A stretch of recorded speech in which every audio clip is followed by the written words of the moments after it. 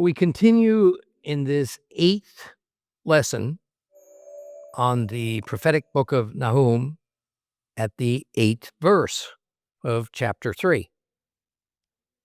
And in these remaining few verses, there's much I'd like to tell you.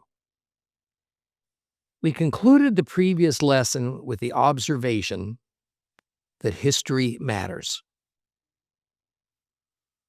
Perhaps the sharpest divide between Greek philosophy and mindset versus Hebrew philosophy and mindset is the role of history in our lives and in our futures.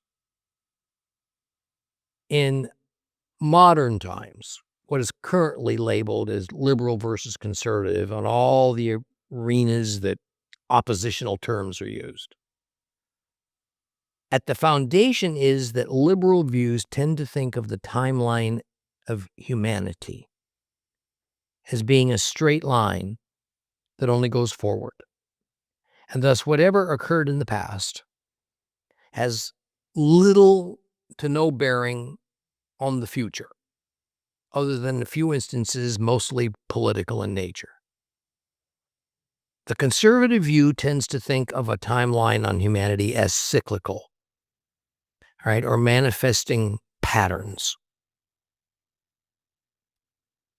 Thus, for the liberal view, history primarily matters as a source of information that's good for knowledge, but holds only a small place in the determination of our present and future. The conservative view more believes that history plays a significant role in determining our present and our future because in very meaningful ways the past will be repeated.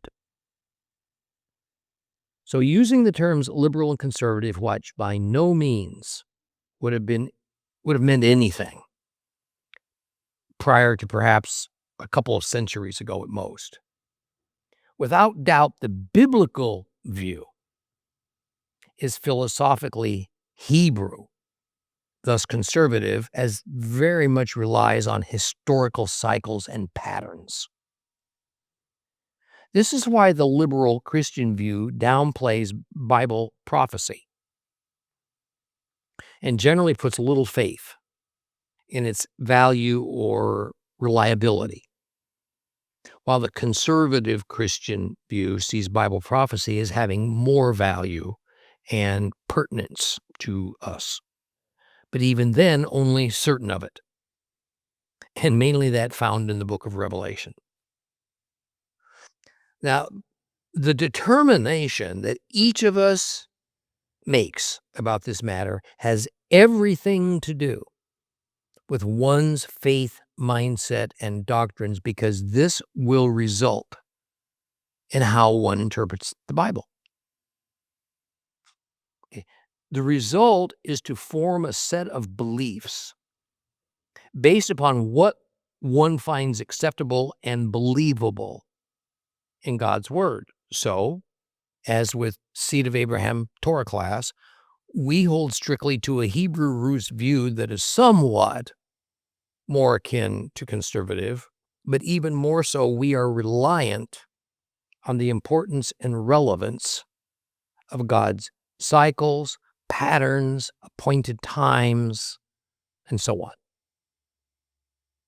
And especially as concerns the literal nature and surety that all the prophetic utterings have or will happen exactly as spoken. This leads us to look for answers in the Torah and all the Old Testament where this information is recorded, without, of course, shunning the New Testament and the record of the advent of Yeshua. Thus, we must and we need to base our lives, present and future, on what we learn from the past, as presented in those Old Testament documents, but in light of what Yeshua brought into reality. So this importance of history is where we have arrived in the book of Nahum. Chapter 3, verse 8 says, "Are you better than No-Amon, located among the streams of the Nile, with water all around her, the flood, her wall of defense?" God, through Nahum, is telling Assyria, look to the past to understand what happens when the leadership of a nation relies solely on their military might and on their defensive walls. No-Amon, a grand city of ancient Egypt, fell when no one thought such a thing could happen. The implication is that God willed it should happen, and No-Amon, as a pagan god worship center, relied on a bunch of non-gods for their direction and wisdom instead of the one true God of the universe. The combination of worshiping false gods and a prideful belief in the invincibility of its fortifications and its military led to disaster, something that is actually completely predictable. Add to it their hostility towards Israel, and only one outcome was possible.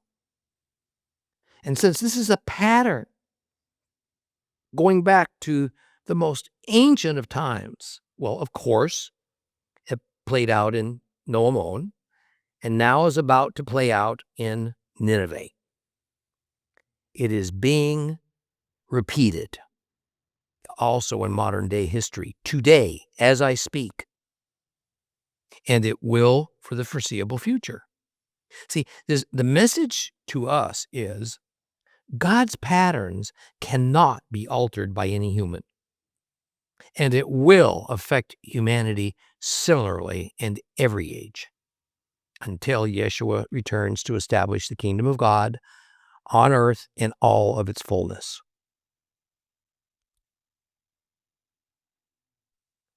So if you come away from the book of Nahum, especially chapter 3, with but one thing, let it be that history matters, and you will be caught up in it. History reveals cycles and patterns, and that just might be its primary value. The man or nation who believes otherwise will suffer the same end results, just in different ways, that earliest mankind suffered. Why? Because God never changes. In most ways, neither does mankind. Therefore, patterns and cycles never change, only our knowledge and our technology advances. And at the end of the day, we remain essentially locked into the same pattern and behaviors as Adam. And since we are the same and we all come from his DNA, guess what? We'll do and decide as humans always have. Ecclesiastes 1:9.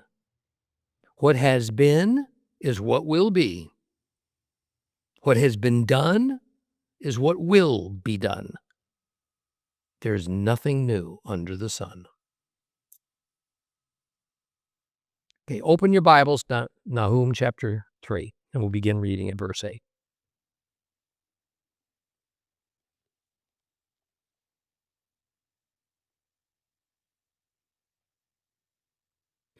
Are you any better than No-Amon, located among the streams of the Nile with water all around her?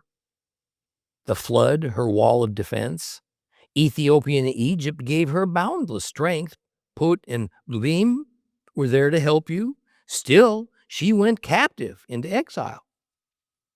Her infants torn to pieces at every street corner. Lots were drawn for her nobles. All her great men were bound in chains. You too, Nineveh, will be drunk. Your senses completely overcome. You too will seek a refuge from the enemy. All your fortifications will be like fig trees. With early ripening figs, the moment they are shaken, they fall into the mouth of the eater. Look at your troops. They behave like women. Your country's gates are wide open to your foes. Fire has consumed their bars. Draw water for the siege. Strengthen your fortifications. Go down in the clay and tread the mortar. Take hold of the mold for bricks. There the fire will burn you up. The sword will cut you down. It'll devour you like grasshoppers. Make yourselves as many as grasshoppers. Make yourselves as many as locusts. You had more merchants than stars in the sky. The locust sheds its skin and flies away. Your guards are like grasshoppers. Your marshals like swarms of locusts which settle on the walls on a cold day. But when the sun rises, they fly away. They vanish to no one knows where. Your shepherds are slumbering, king of Erasure. Your leaders are asleep. Your people are scattered all over the mountains with no one to round them up. Your wound cannot be healed. Your injury is fatal. Everyone hearing the news about you claps his hands in joy over you. For who has not been overwhelmed by your relentless cruelty? A good label for verses 8 through 10 might be, how the mighty have fallen. But then in verses 11 through 13, it would be, now the mighty have become helpless. After using No-Amon of Egypt as a past example in verse 8, verse 9, the same theme continues with the reality of allies. Nahum 3:9. Ethiopia and Egypt gave her boundless strength. Put and Labim were there to help you. See, ever since the beginning of warfare, something the Bible credits to Nimrod, nations have sought allies to further strengthen them. Interestingly, Assyria had largely alienated their allies, but No-Amon had built theirs up. Ethiopia and Egypt, along with Put and Lubim, were their primary allies, and no doubt were formidable. Much trust in their combined influence and power gave No-Amon an overblown sense of confidence in their ability to withstand anything that an enemy could throw at them. Nonetheless, when push came to shove, No-Amon didn't receive the level of support at their time of need that they thought they would in their allies. So this Nile riverside city fell. These same sorts of alliances in all eras of history past and in our day are far more fragile than they might seem. Each nation and its leader will always look out first and foremost to their own political well-being. If it means abandoning a supposed ally, it will. I mean, I really don't know how old the proverb of the enemy of my enemy is my friend might be. But the reverse of that also comes into play because both are illusions. Alliances are always temporary marriages of convenience and nothing more. They more resemble long-term dating until a more attractive opportunity comes along. Each nation and leader is looking for advantage and will gravitate toward whomever they think at the moment provides for them that advantage. So alliances shift, break, reform into different groups. It's a historic pattern. Those who depend too much upon earthly alliances remaining stable will in the end lose. In our current context, No-Amon and how Nineveh are prime examples of this depending upon this folly. The result then is stated in the next verse. Nahum 3:10. Still, she went captive into exile, her infants torn to pieces at every street corner, lots were drawn for her nobles, all her great men were bound in chains. See, here we see highlighted the brutality and the cruelness that occurred when these ancient nations were invaded and conquered. What we are reading here are not exaggerations. Small children and infants were rather typically murdered in gory ways before their parents' eyes as acts of retribution. Today, while such a thing might happen less often in most areas of the developed world, in parts of the Middle East and Africa, it still occurs. In the West, we view such a thing as barbaric. And the pain it causes parents is mostly the horror of losing that beloved child. In ancient times, the larger horror was that destroying the small children cut a family bloodline off from continuing. And this was the case because it was widely believed that a person went on living after death by means of the continuation of their bloodline. To end a bloodline meant the end of your hoped-for ongoing existence. Now, taking conquered people to be slaves, especially humiliating the elite and wealthy as well as humbling the military leadership, these were but a fact of life. God certainly didn't condone such things, yet the ancients knew no other way. The thing is, it was Nineveh, Assyria, that had done this to No-Amon.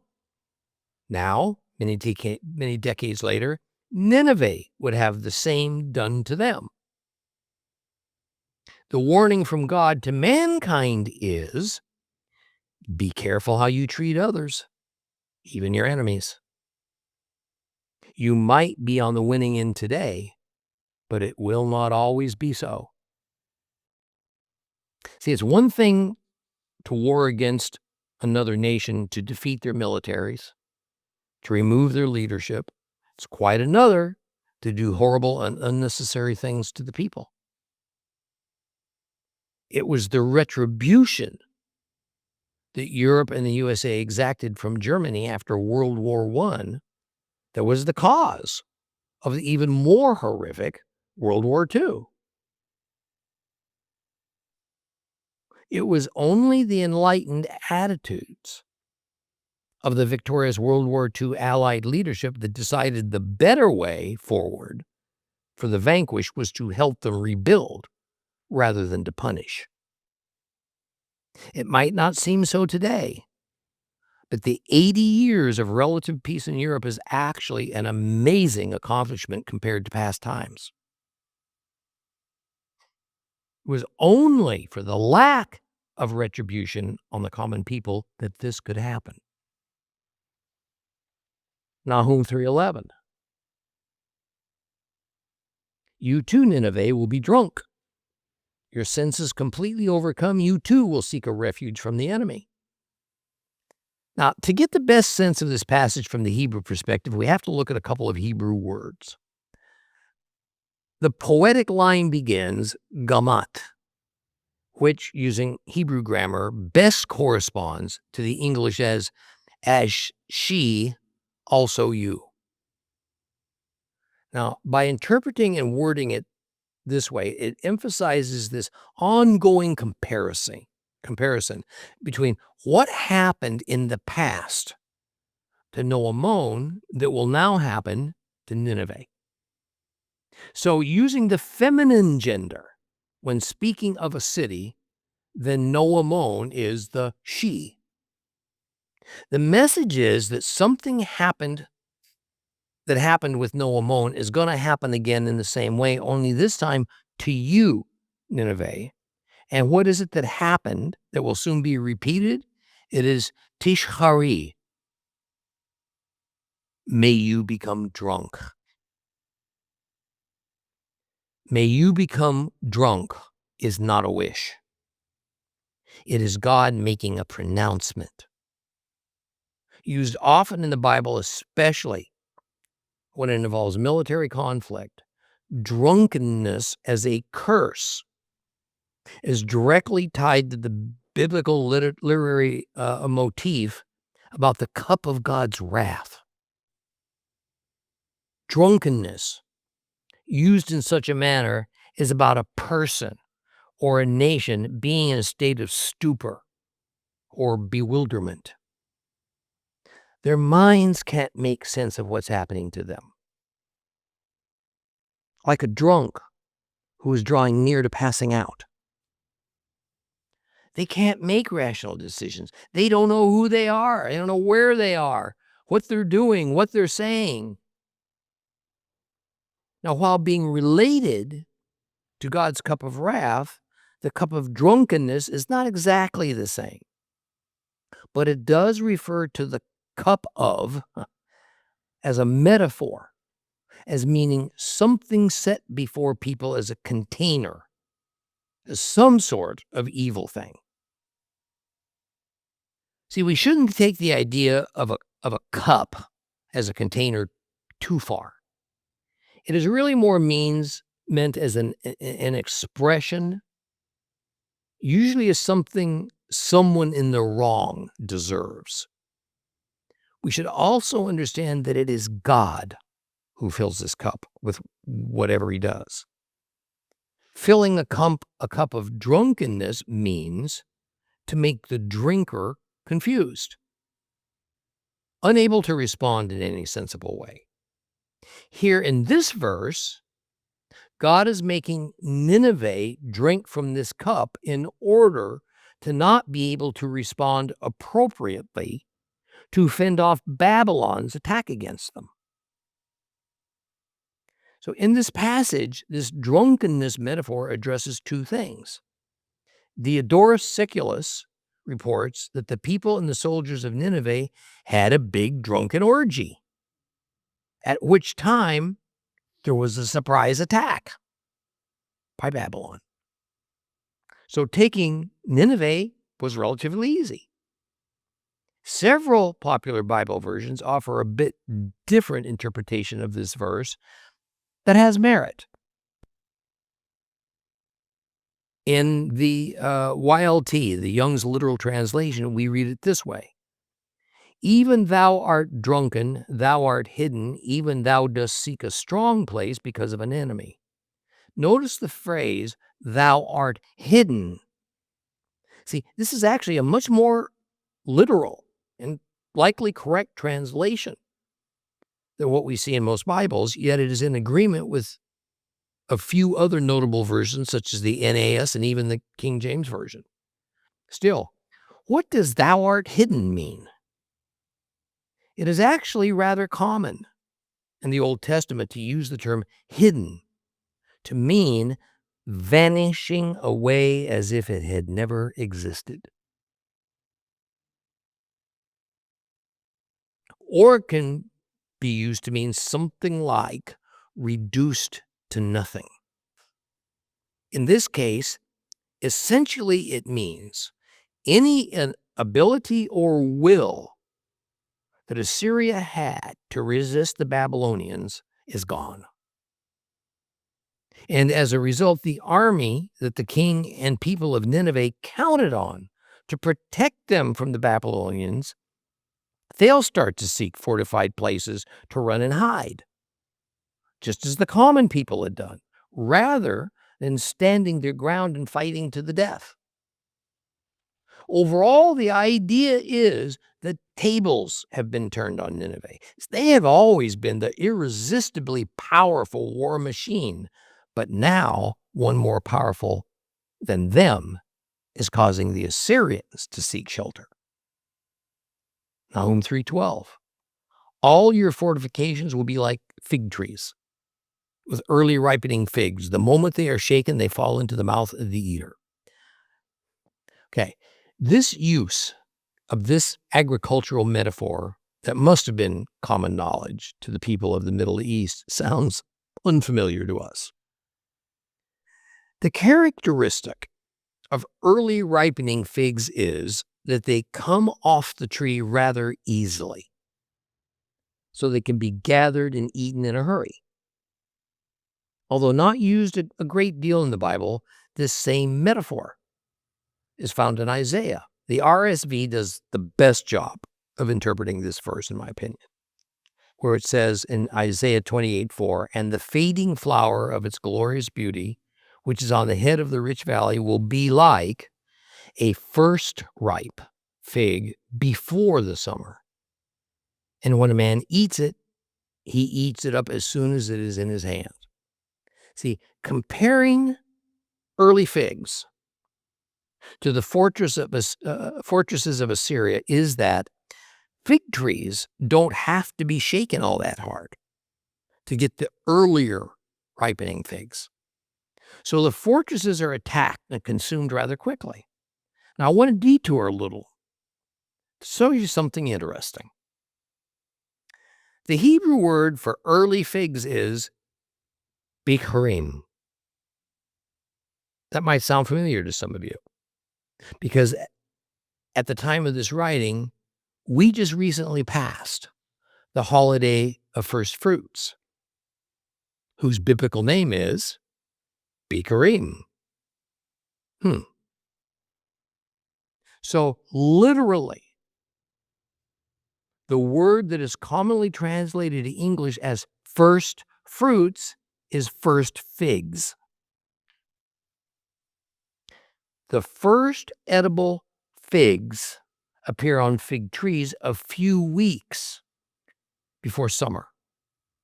But the greater harvest of figs on a fig tree appears and ripens later in the summertime.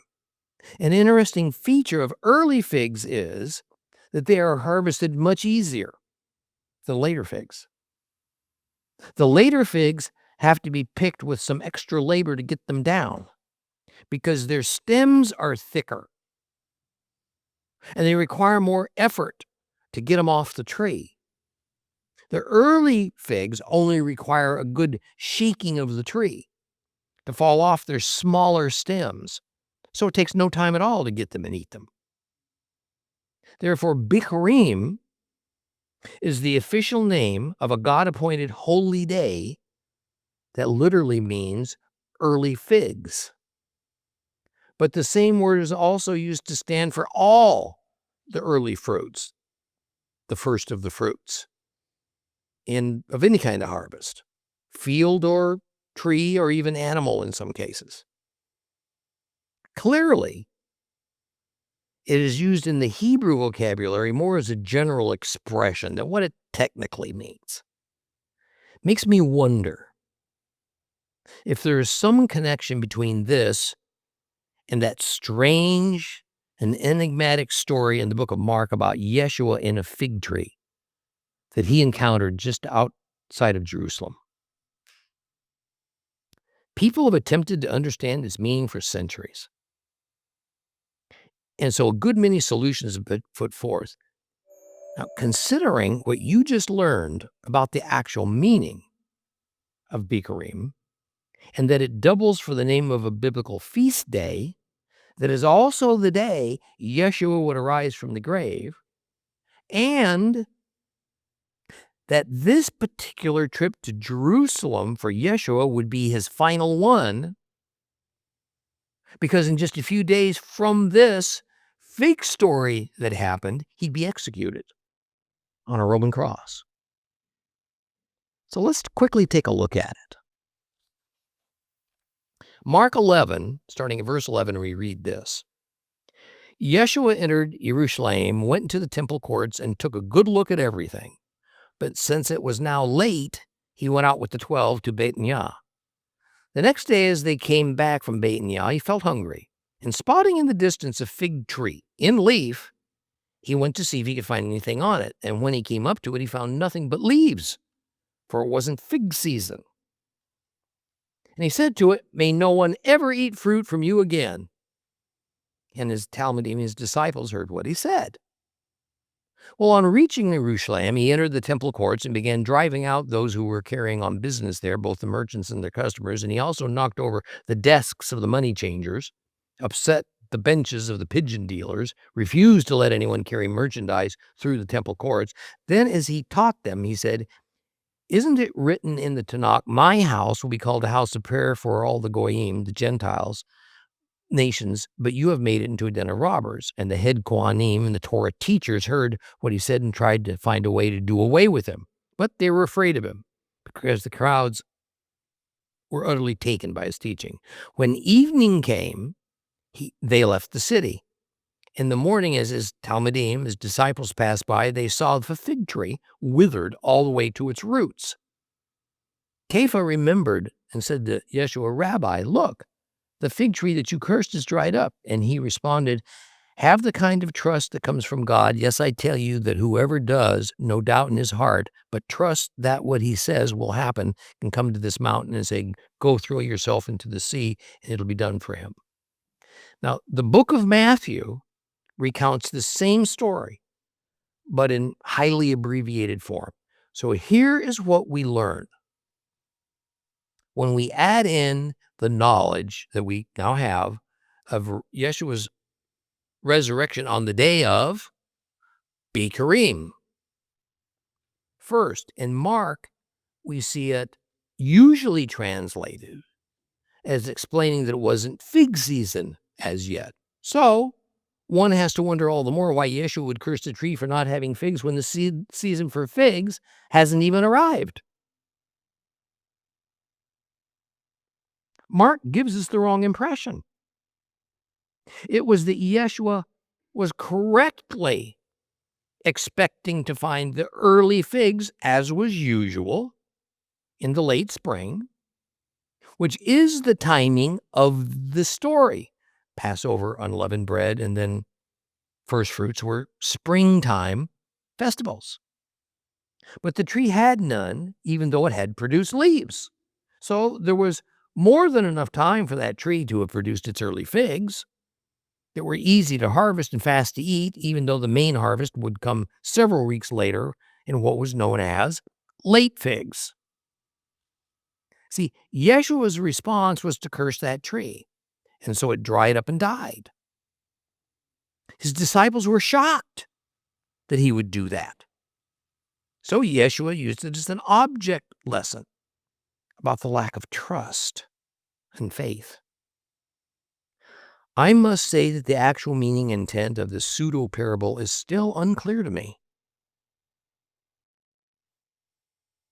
But it must have had something to do with both the holy day of first fruits and the likely symbol of first fruits as it related to his death and resurrection that were just a few days off, something he knew that was going to happen. See, here's the thing. Although this event about the accursed fig tree was real, Yeshua turned it into kind of a parable about first fruits. And one of the chief attributes of Jewish parable is it has but one overriding point. So look for that point. I wish I was confident enough to tell you what I opine about it is the answer, but I'm not. So I'm going to keep it to myself. All right, back to the book of Nahum.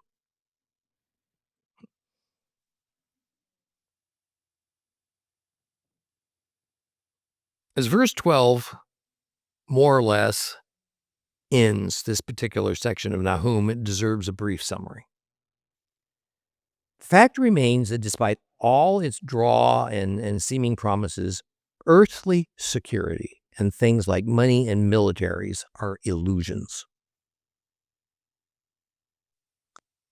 History proves time and again that the unsinkable, the impenetrable, the undefeatable are just words.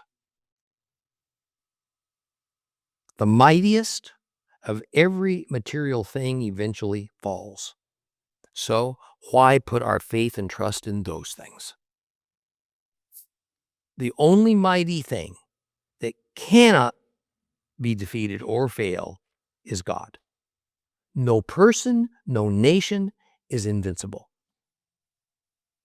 And if that person or nation has defied the God of the universe and defied his laws and commands, God's judgment and wrath will sooner than later fall upon it. If one is foolish enough to also come after and harm what he says is his precious treasure, Israel, that judgment will be harsher yet. The historical fates of Assyria and Babylon prove that such a rout means permanence. No recovery from God's wrath is possible. The wise response to this truth is to repent, to humble oneself before the Almighty and everlasting God of Israel. Let's move on to verse 13. Look at your troops. They behave like women. Your country's gates are wide open to your foes. Fires consume their bars. Let's begin with the second thing first. This declaration of people behaving like women needs some explanation. The reality is that virtually the entire known world at this time in history was male-dominated, and without doubt, in some societies, females were not far from disposable, perhaps of less value than a cow. And although that's not how it was among the Hebrews, still, the rights women held were meager in comparison to males. The next thing to grasp is that there was no argument or debate over who was physically stronger, better able to physically protect between men and women. Men win hands down. And this biological reality couples with the innate mindset within males to be responsible to secure the lives of their wives and other females in their families from harm. So in a combat situation, women were no match. Men were expected to overcome their fears, while women were expected to succumb to them. Thus, women were the vulnerable ones. Women were the ones who were usually kept as far away as possible from the battlefield. Women could rather easily be exploited, at least in relation to confrontation with males. And in those ancient days, it was virtually considered as legitimate spoils of war by armies that the troops had the right to take conquered women to sexually exploit them as a sign of control, and of enslaved women as nothing but tools to be used for the pleasure of males. Sad, but it was yet another fact of life in those ancient times. Now, with the use of the metaphor of wide open women compared to wide open gates, the message is just like it sounds. The Hebrew term patoah niptahu means they are wide open, and used in poetic couplet, the way here in Nahum, as he speaks both of the vulnerability and the fate of Assyrian women, as well as the forced open gates into the city of Nineveh through which the male troops of Babylon will pour in. It also doubles as a means to say that all the residents of Nineveh as a community took on the attributes of stereotypically vulnerable women, females. That is, they became weak and helpless before the Babylonian onslaught. Now, here's the thing.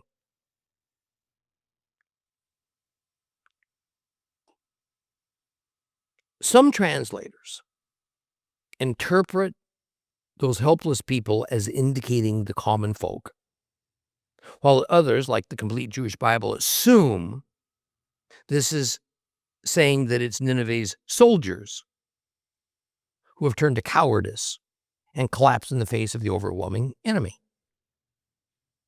This debate on meaning surrounds the Hebrew word amek. Now, some translators think it means to say your people. while others think the meaning is your troops. I'm aware of at least one biblical scholar that thinks the interpretation should be your people. But we are to understand it is meaning the men of this city, troops or civilians, have essentially all been killed off. So all that remains is unprotected women. It is my opinion the term your people is the intended meaning, and what Nahum was thinking about was the plight of the population of Nineveh in general, civilians including perhaps soldiers. It was a general statement that didn't intend to point out a particular group of the people, but rather all the people holed up inside that doomed city. Now, the statement in verse 13 that fire has consumed their bars is referring to the big wooden beams used to secure a city's gates. Therefore, for the bars, the wooden bars, to be burned up means the gates are no longer secured. It's important that we pause, take a breath, and not lose sight of the bigger picture that has been underway since the second verse of Nahum's prophecy. What's going on here is the earthly expression of God's wrath. God's wrath is itself a subject of great consternation to the Constantinian Church. The more evangelically oriented a denomination is, the larger the consternation factor, because it flies in the face of their underlying doctrines of a God, a new God really, who is only love and mercy and never angry, vengeful, or wrathful. When the scriptures speak of the wrath of God, the usual reaction from the church is embarrassment. But let's examine the nature of God's wrath. The biblical God is beyond human emotion, and particularly human-style anger. Pagan religions have angry, petulant, petty, homicidal gods, like Kali, Thor, Zeus, and Allah. But the true and real biblical God is certainly beyond such base human emotions or knee-jerk reactions. There is a myriad of ways to deny God's wrath in the scriptures, such as by reinterpreting these Bible passages either spiritually, God is not wrathful, rather our experience in moving away from God only feels to us like wrath, or by reading the passage as though it's not speaking of God, but instead of some flawed or lower angelic being, or by simply asserting that we project our human emotions on God, or that if it's found in the Old Testament, well, then we can just disregard it altogether. See, our problem with prohibiting wrath as being associated with God is that we misunderstand the nature of wrath itself. We think of anger and wrath as being evil or irrational. That is merely its association, not its essence. We should think of anger like fire.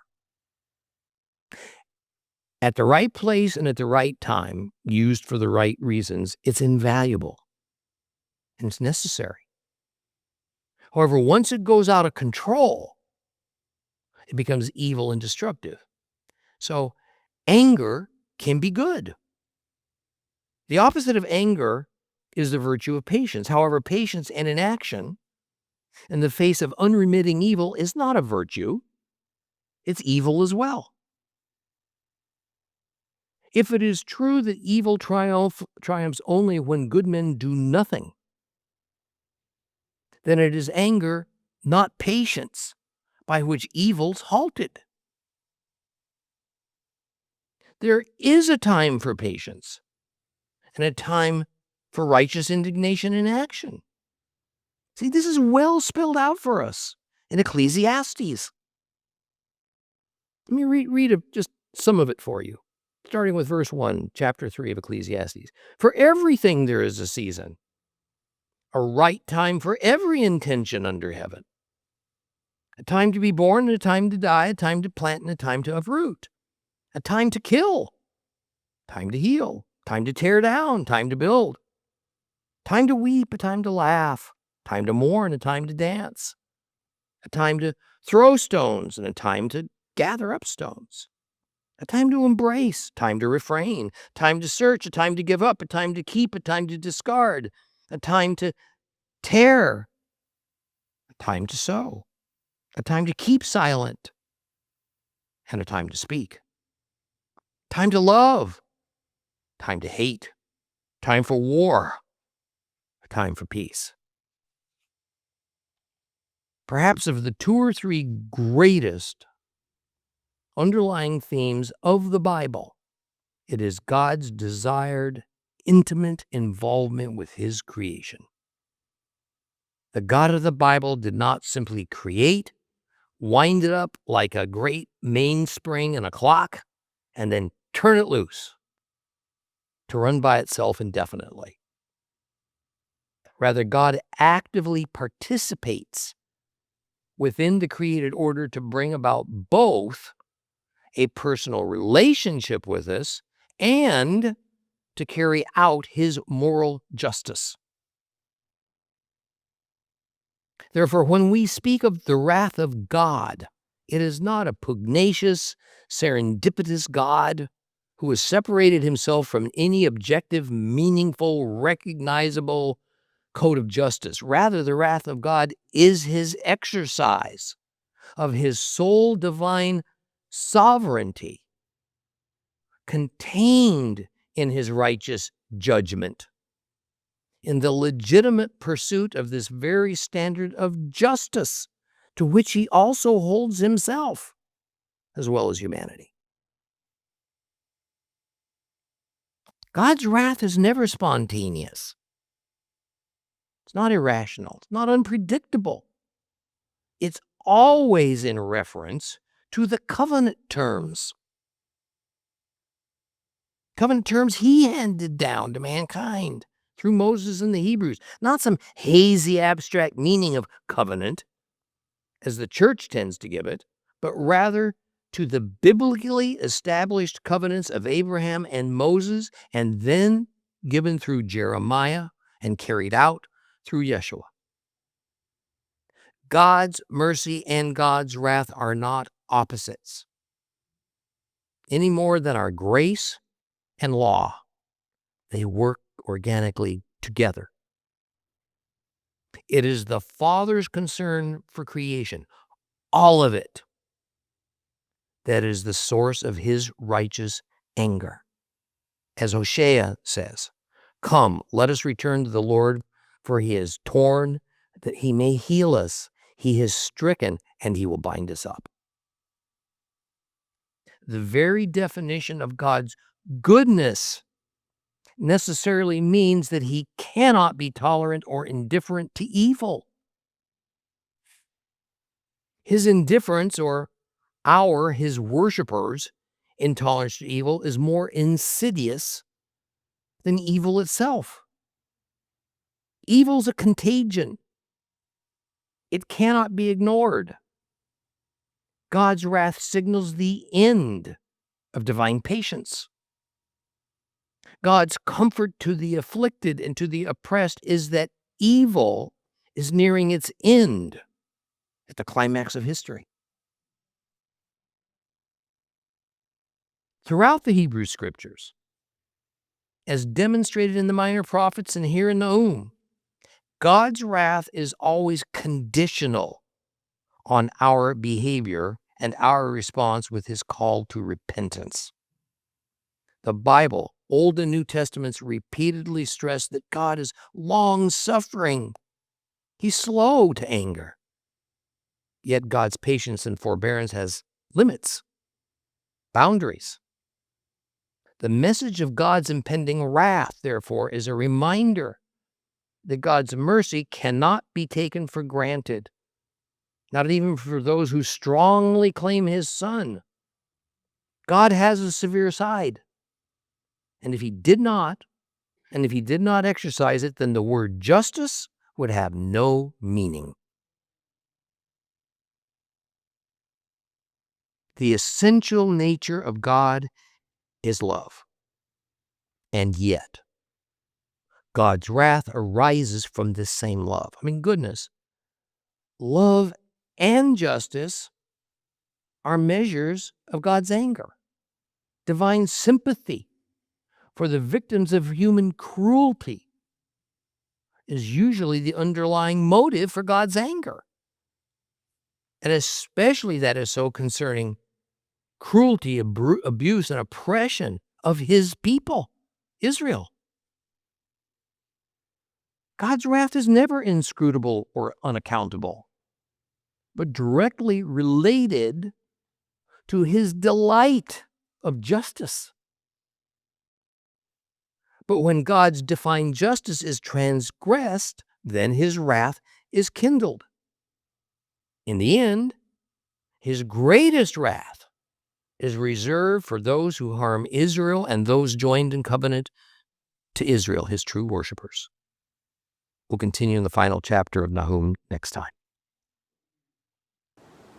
For more teachings of real Bible study and to rediscover God's Word with Tom Bradford, visit Torah Class today on the web, streaming TV, or download the Torah Class mobile app.